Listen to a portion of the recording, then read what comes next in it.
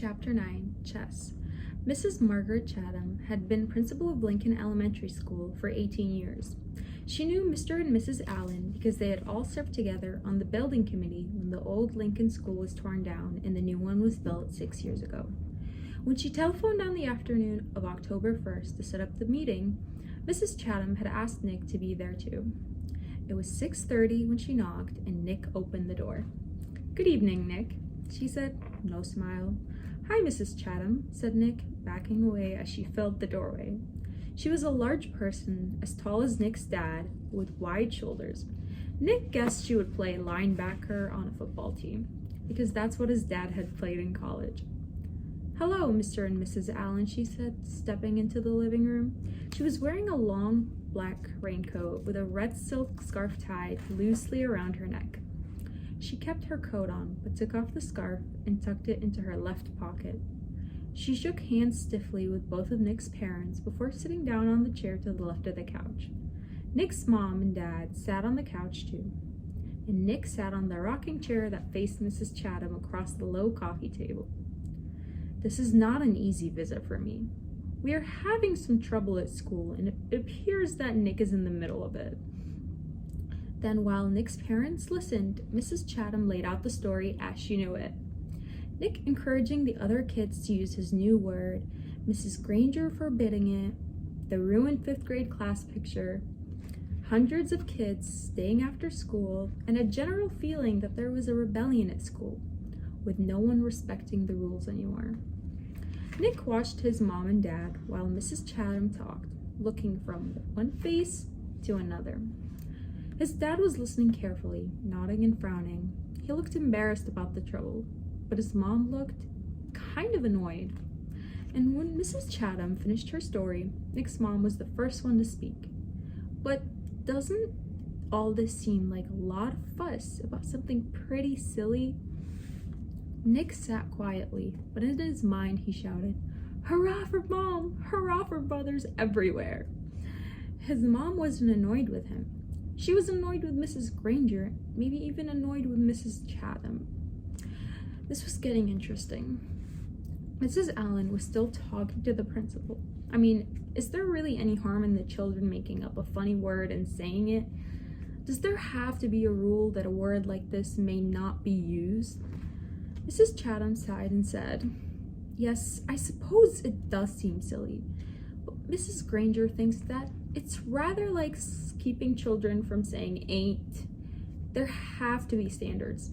That's why we have dictionaries. And really, the problem isn't so much the word itself. It's the lack of respect for authority." Mr. Allen said, "Mrs. Granger's right about that. There have to be standards. We can't have kids walking around saying ain't, can we?" And that's when Nick piped in. "You know that big dictionary in Mrs. Granger's room? The word ain't is right there in the book.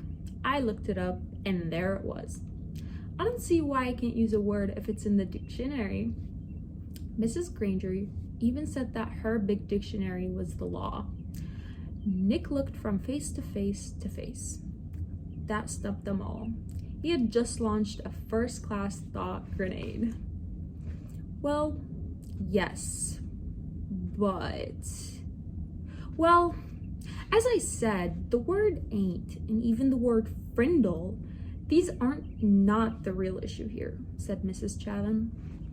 Mrs. Allen said, "Well, I think the real issue is Mrs. Granger's reactions to a harmless little experiment with language.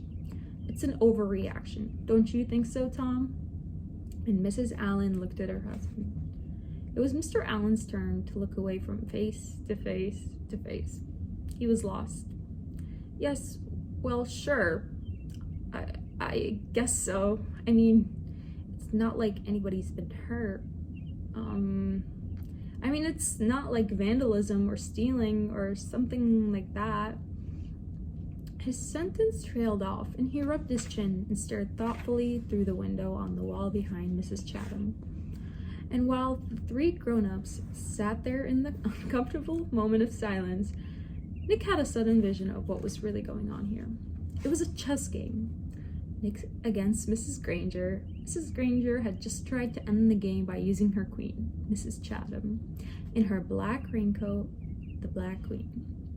Nick didn't know it until the attack was underway, but he had a powerful defender of his own. Good old Mom, the White Queen. And the game was not over. It would go on until there was a winner and a loser. Mrs. Chatham didn't stay much longer. There was a little more talk back and forth across the chessboard about how children have a right to explore new ideas, but the importance of respecting teachers and the work they do, about everybody needing to keep up standards and make school a safe space to learn. Mr. Allen offered Mrs. Chatham some coffee and banana bread, but she said, "No thanks, I really must be going now." She thanked Nick's parents and they thanked her. Nick opened the door and said, "Good night, Mrs. Chatham." Then the Black Queen put on her red scarf and walked off into the October twilight. "Nick, I think we'd better talk a little more about this," said his mom, sitting back down on the couch. "If I find out that you have been disrespectful to Mrs. Granger or any other teacher at school, then you really will be in big trouble." "I haven't been disrespectful. Honest. I did get everybody started using my word, but like you said, it's not hurting anybody. And I'm sorry if me and Dave and Pete got everybody to ask Mrs. Granger to borrow a Frindle.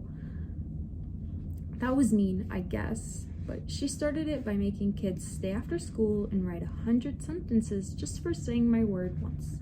All the kids like to use my word. It's just fun, that's all." "Well," said Nick's dad, "if it gets everyone upset and makes the principal come and talk to your mother and me, then it must not be fun for everybody, is it? And I think you should just tell all your friends to knock it off. Right now, tomorrow." Nick shook his head. "I can't, Dad. It won't work. It's a real word now. It used to be just mine, but not anymore. If I knew how to stop it, I think I probably would, but I can't." And Nick looked at both of their faces to see if that idea was sinking in. It was. "Like I said, I won't be disrespectful, but I do like my word, and I guess now we're just going to have to see what happens."